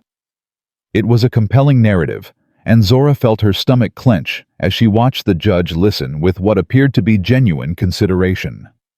Then David stood. "Your Honor, we have video evidence of the petitioner publicly rejecting both his wife and his unborn child in front of 200 witnesses. We have testimony from guests at the event describing the cruelty and humiliation that was deliberately inflicted. We have documentation showing that the petitioner made no attempt to contact his daughter for 18 months following her birth, not a single call card or inquiry about her well-being." He clicked a button, and a screen displayed the video Zora had been dreading. Her own voice, shaky but clear, captured by dozens of phones at the party. Marcus's voice, confident and cruel, calling her dead weight. Grandma Ruth's voice calling Amara bastard baggage. The judge's expression changed as she watched. The careful neutrality gave way to something harder, something that looked a lot like disgust. "The petitioner didn't just divorce his pregnant wife," David continued. "He orchestrated a public spectacle designed to humiliate and degrade her. His family participated enthusiastically. His mistress, seated behind him in this very courtroom, physically assaulted my client with hot soup while she was 6 months pregnant, then demanded she clean up the mess on her hands and knees." Victoria shifted in her seat, her neutral expression slipping. "This is not a father seeking redemption. This is a man who rejected his child in the most public and degrading way imaginable, and who only developed interest in that child when my client's true financial situation became clear. The timing is not coincidental, Your Honor. The funding for this petition comes from sources hostile to my client's sources with their own agenda of revenge and retaliation." Marcus's attorney objected, but the judge waved him down. "I'll hear from the petitioner himself," she said. Mr. Washington approached the stand. Marcus walked to the witness chair like a man approaching his execution. His hands were shaking. His eyes kept darting to Zora, then away, unable to hold her gaze. "Mr. Washington," the judge said, "I've watched the video. I've read the documentation. I'd like you to explain to me in your own words why you believe you deserve access to a child you publicly called bastard baggage." Marcus swallowed hard. "Your Honor, I was wrong. I know that. What I did that night was unforgivable. I was under pressure from my family, and I was angry about things that had nothing to do with Zora or the baby, and I took it out on them in the worst possible way. You handed your pregnant wife divorce papers in front of 200 people. Yes. You allowed your family to mock and humiliate her. Yes. You made no attempt to contact your daughter for a year and a half after her birth. I was ashamed. I knew I didn't deserve to be part of her life. But then I started getting help therapy working through my issues, and I realized that Amara deserves to know her father, even if he made terrible mistakes." The judge studied him for a long moment. "Mr. Washington, do you know where the funding for your legal representation is coming from?" Marcus hesitated. Yes. Victoria, Ms. Banks. Her husband has been helping me." "And why would Ms. Banks's husband fund a custody petition against a woman who exposed Ms. Banks's role in the humiliation at that birthday party?" Another hesitation, longer this time. I don't know the details of their motivations." "You don't know, or you don't want to say?" Marcus looked at Victoria, then at Zora, then at the judge. Something in his expression cracked. "They hate her," he said quietly. "Victoria hates Zora for what happened after the party, for how Victoria was treated when people found out she'd been part of it. This was her idea. The petition, the lawyers, all of it. She said it was the only way to get justice, to make Zora pay for what she did to all of us." The courtroom went silent. Victoria's face had gone white. "And you went along with this?" the judge asked. I wanted to see my daughter. I told myself it didn't matter why Victoria was helping as long as I got access to Amara. But sitting here now watching that video again. Marcus's voice broke. I don't deserve to be her father. I never did. I just wanted to believe I could fix what I broke. Mr. Washington, I withdraw the petition. Marcus stood abruptly, tears streaming down his face. I withdraw all of it. Amara's better off without me. She's always been better off without me.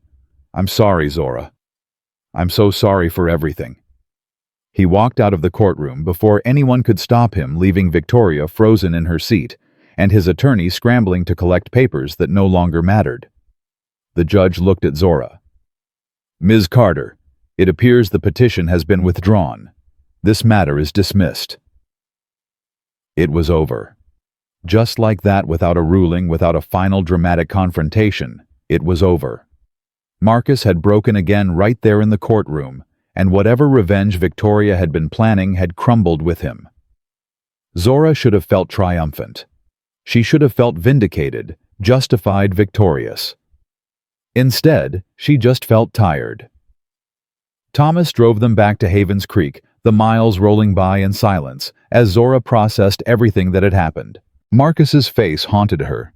Not the cruel, confident man from the birthday party, but the broken shell who'd walked out of the courtroom unable to meet her eyes. You're thinking about him, Thomas said somewhere around the South Carolina border. I'm thinking about a lot of things. He hurt you badly. He deserved what happened in there. I know. Zora stared out the window. But I keep wondering, if I'd told him the truth from the beginning, would things have been different? If he'd known who I really was, would he have treated me differently?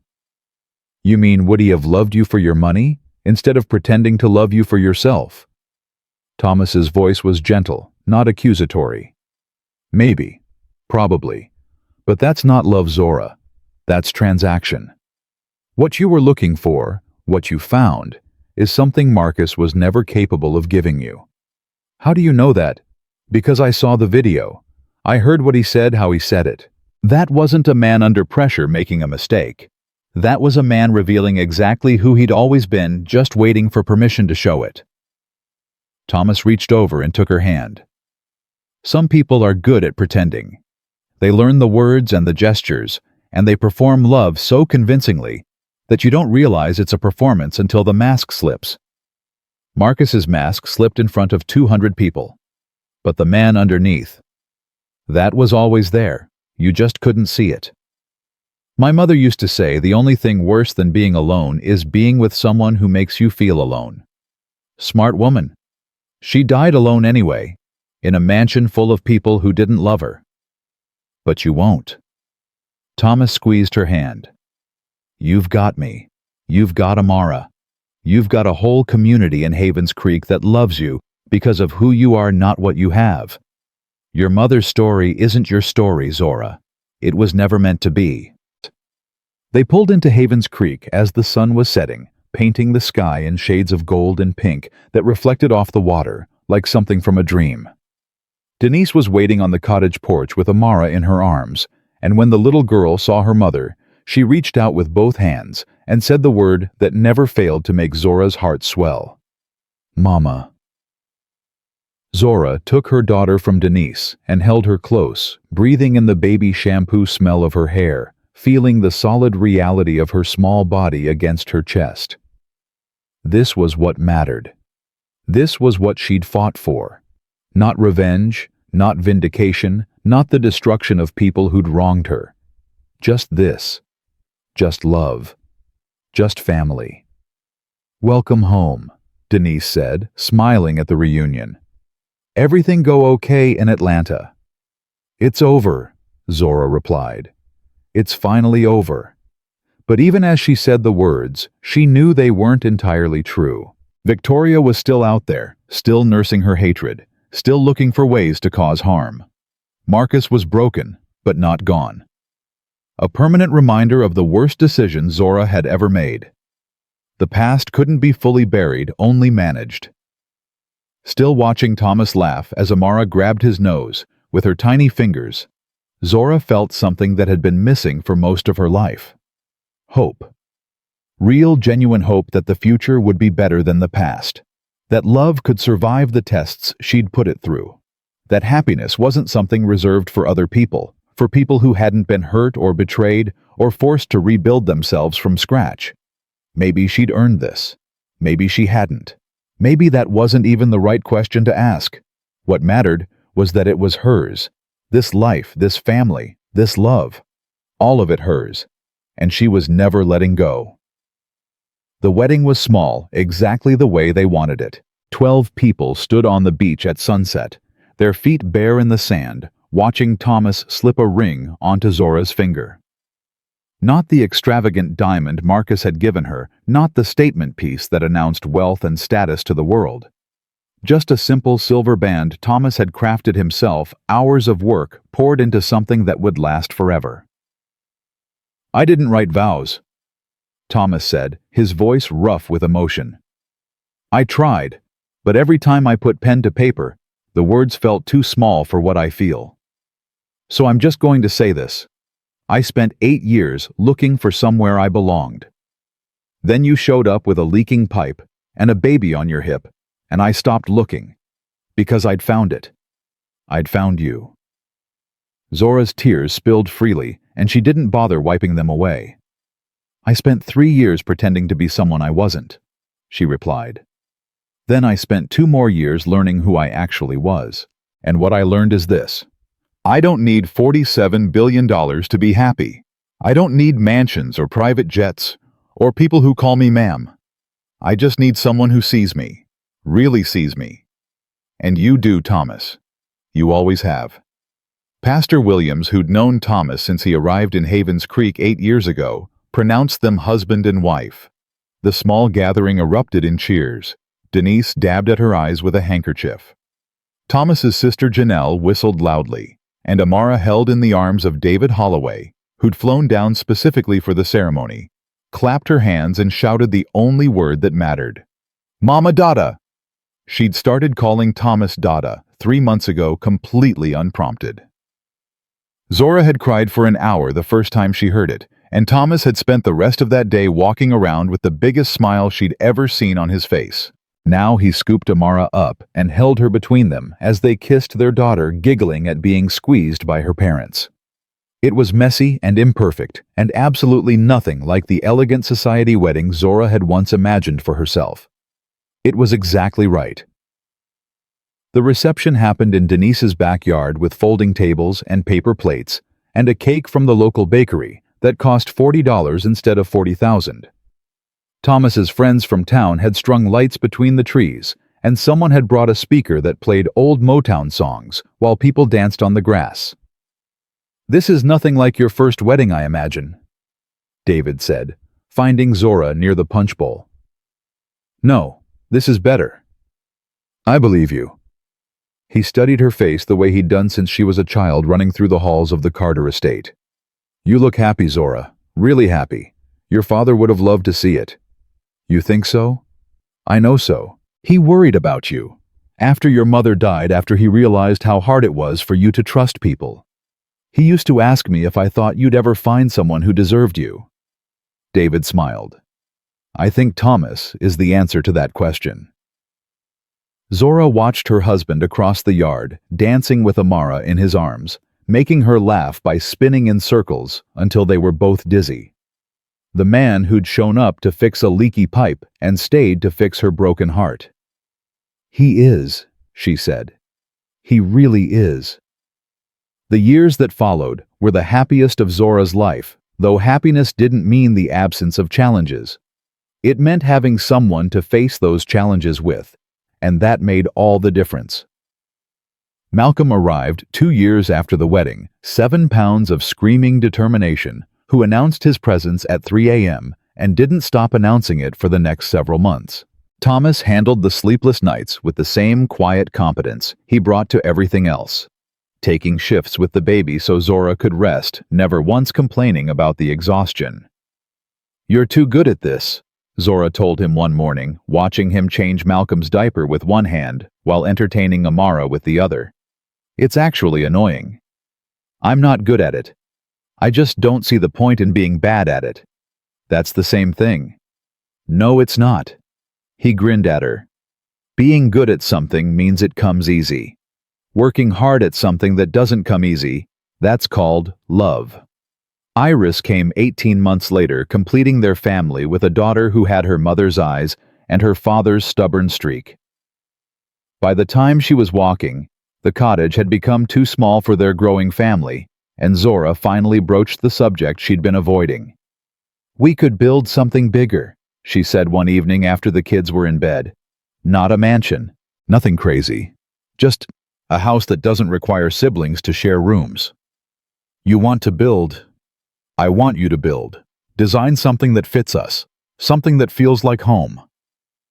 Thomas spent 3 months on the plans, consulting with Zora on every detail, making sure the house would reflect who they were rather than what they could afford. When the construction crews arrived, hired from the mainland but overseen by Thomas personally, the whole town came to watch. "Biggest project Havens Creek has seen in 20 years, Denise commented, standing beside Zora as the foundation was poured. "People are going to talk. Let them talk. They're going to figure out you're not just some finance worker who inherited a family business." "I know." Zora had made peace with that reality. "But by now they know who I am. They've seen how I live, how I treat people, how I raise my kids. The money is just information. It doesn't change anything that matters." She was right. When the full truth finally came out, through a combination of gossip, internet searches, and the inevitable media attention that followed Zora wherever she went, Havens Creek absorbed it with remarkable equanimity. A few people treated her differently for a while, more careful with their words, more formal in their interactions. But most just shrugged and went on with their lives. "Always knew there was something special about you," the grocery store cashier said the first time Zora came in after the news broke. "Figured you were hiding from an ex-husband or something. Turns out you're hiding from Forbes magazine. Same difference, really." The new house was finished 18 months after construction began. 4 bedrooms, 3 bathrooms, a kitchen big enough for the whole family to cook together, and a workshop in the back where Thomas taught the kids to work with their hands. It cost a fraction of what Zora could have spent, and it was more beautiful than any of the 17 properties she owned around the world. "This is it," Thomas said the day they moved in, standing in the living room with his arm around Zora's waist. "This is the life I wanted, the one I didn't know I was looking for until I found it." "Me too. Think we'll ever get bored just living here, being normal?" "I don't know what normal means anymore." Zora leaned into him. "But I know I never want this to end." Thomas's workshop became the foundation for something larger, exactly as he'd hoped when Zora first revealed her fortune. The Havens Creek Youth Development Program started small. Just Thomas teaching carpentry to a handful of local teenagers who had nowhere else to go after school. But word spread, funding arrived through the Carter Foundation, and within 3 years, the program had expanded to include woodworking, metalworking, basic construction, and life skills training. "You're changing lives," Zora told him after the program's first graduation ceremony, watching Thomas shake hands with young men and women who'd learned more than just trades in his workshop. "You're giving them something they'll carry forever. I'm teaching them what my father taught me, that you can build something with your own hands that matters, that you don't need a fancy degree or a family fortune to create value in the world." He paused. "Although having a family fortune to fund the building doesn't hurt." "I thought you didn't care about the money." "I don't, but I care about what it can do." He gestured toward the graduates, many of whom came from families that had struggled for generations. These kids were going nowhere. Now they've got skills, confidence, opportunities. Your money made that possible, Zora. Don't ever let anyone tell you it's a burden. She didn't. Not anymore. The empire continued to run itself mostly. Zora attended board meetings, remotely made decisions on major acquisitions, and strategic directions, trusted her team to handle the details. Carter Global remained one of the most successful conglomerates in the world, and Zora's net worth continued to climb, despite her best efforts to give it away. But her life wasn't measured in billions anymore. It was measured in Amara's first day of school, in Malcolm's obsession with building robots, in Iris's determination to learn everything her older siblings knew and more. It was measured in Sunday morning pancakes and beach walks at sunset, and the way Thomas still looked at her like she was the only woman in the world, even after 5 years of marriage. As for the people she'd left behind in Atlanta, Zora heard occasional updates through David's network.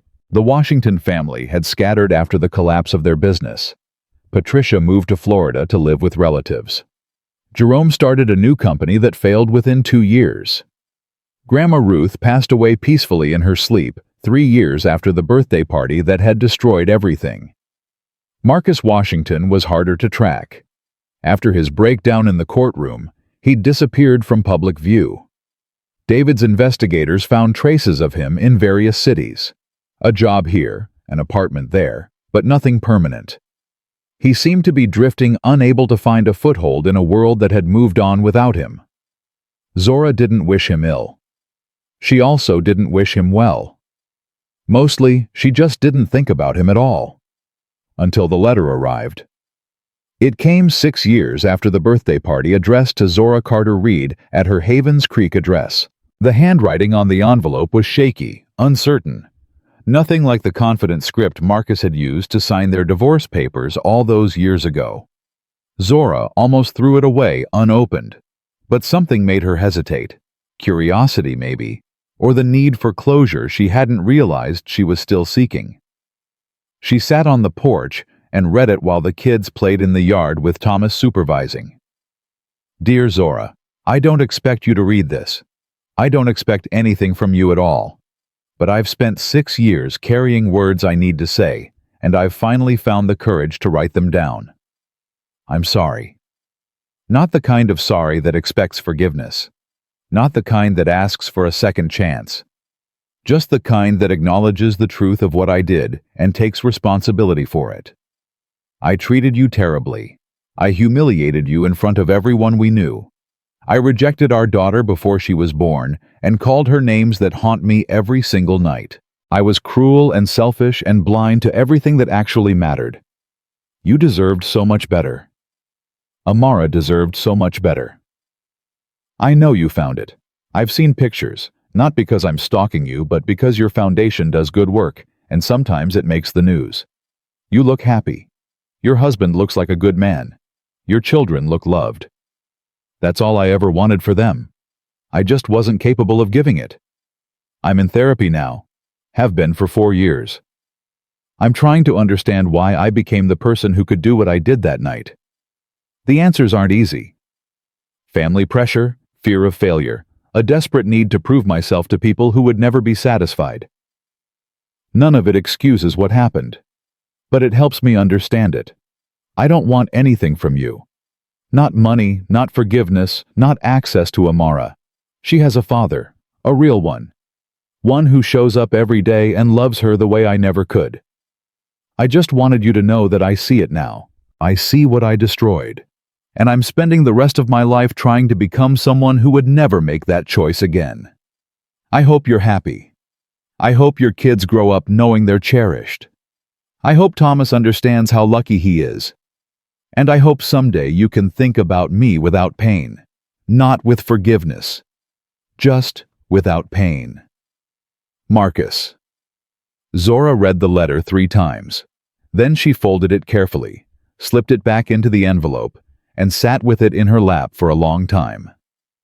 Thomas found her there an hour later, the kids having gone inside for dinner. What's that? A letter. From Marcus. Thomas's expression tightened, but he didn't react otherwise. What does he want? Nothing. He says he's sorry, that he's in therapy, that he hopes I'm happy. She handed him the letter. You can read it if you want. He took it, but didn't open it. Do you believe him? I don't know. Maybe. Does it matter? That depends on how it makes you feel. Zora considered the question.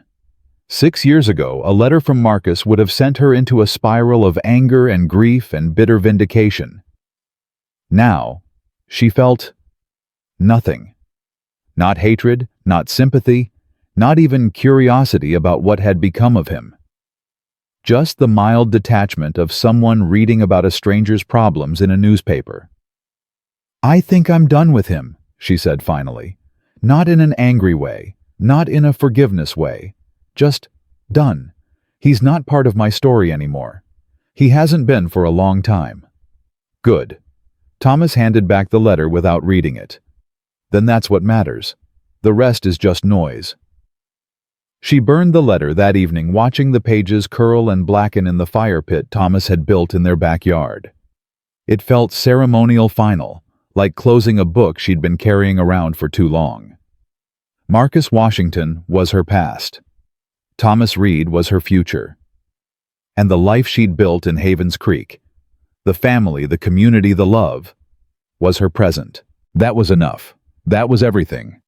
The 5th anniversary of her marriage to Thomas fell on a Saturday in October, exactly 8 years after Zora had first arrived in Havens Creek as a broken woman searching for something she couldn't name. The kids were older now. Amara was 7, Malcolm 5, Iris 3.5. And the cottage by the ocean had given way to the house Thomas built, but the beach where they'd first watched the sunset together remained unchanged. That's where they went after dinner, the whole family, to celebrate in the way that had become their tradition. Blankets on the sand. A picnic of leftovers. The kids running in and out of the waves while their parents watched. "Happy anniversary," Thomas said, handing Zora a small wrapped box. "You didn't have to get me anything." "I know. Open it anyway." Inside was a wooden pendant, hand-carved with intricate detail. 3 interlinked circles, each containing a smaller circle within. Zora looked at it for a moment before understanding dawned. "It's us. The 3 circles are you, me, and Amara. And the 3 inner circles. Malcolm, Iris, and whoever comes next." "Whoever comes next." Thomas's eyes sparkled. "Just keeping our options open." Zora laughed, the kind of full-bodied laugh that had become second nature since moving to this town, marrying this man, building this life. She looped the pendant around her neck and kissed him deeply, not caring that the kids might see, not caring about anything except the warmth of his body and the rightness of this moment. "I love you," she said when they finally pulled apart. "I love you too, now and always." They sat together on the blanket, watching their children play in the fading light. Amara was teaching Malcolm how to build a sandcastle. Iris was collecting shells with the focused determination she brought to everything. The ocean rolled in and out with patient rhythm, the same ocean that had witnessed Zora's arrival, her healing, her transformation from wounded victim to happy wife and mother. "I was thinking about something," she said after a while. "What's that?"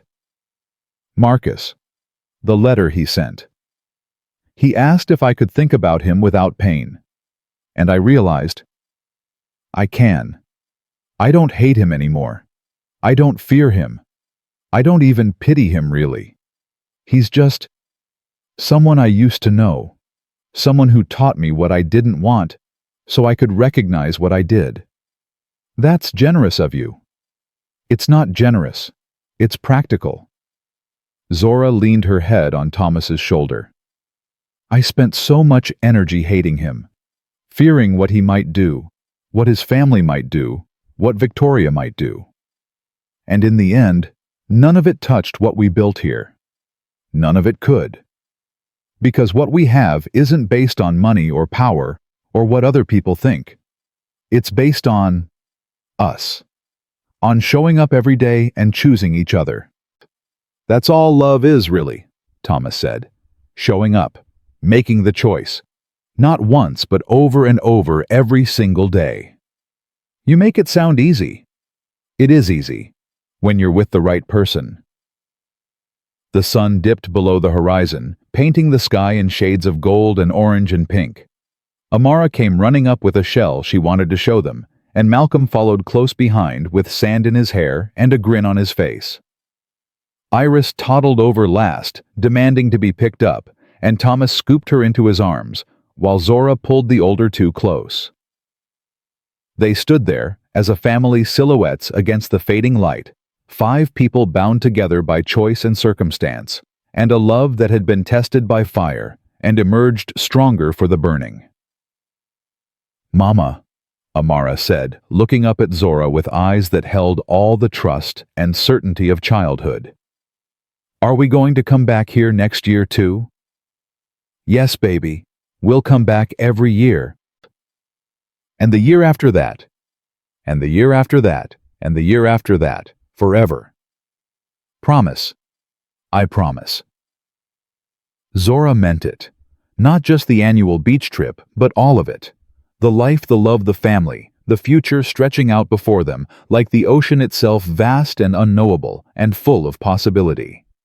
8 years ago, she'd been a woman kneeling on a Persian rug 6 months pregnant, scrubbing soup from the floor, while 200 people laughed at her humiliation. She'd been convinced that love was a fairy tale, that happiness was something reserved for people who hadn't been broken, that wealth was a prison, and poverty was the only path to authenticity.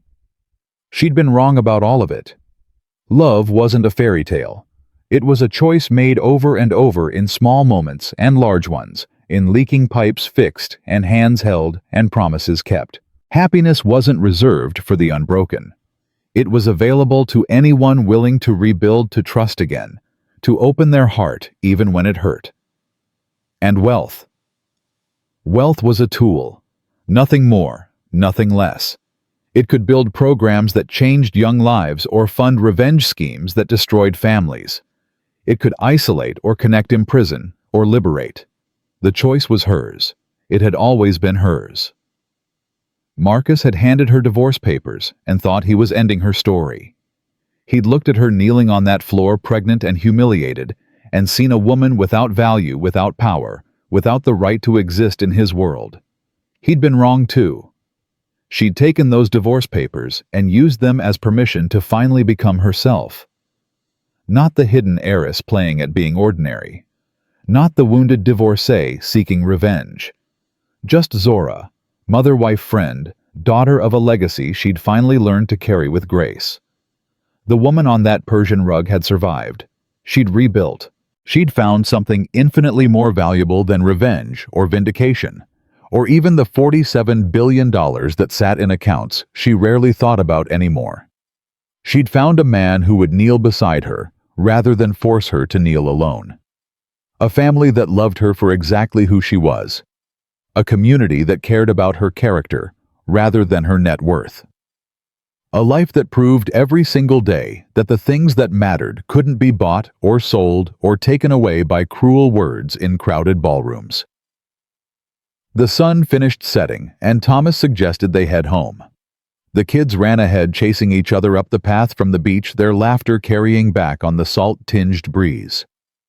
Zora lingered for just a moment, looking out at the darkening water, saying goodbye to the day, and hello to whatever came next. "You coming?" Thomas called back to her. "Always," she replied. She walked up the path to join her family, leaving footprints in the sand that the tide would wash away by morning. But the life she'd built would remain solid and real, and hers unshakable by anything the world might throw at it. Marcus had wanted her on her knees. She'd risen instead. And she would never kneel again.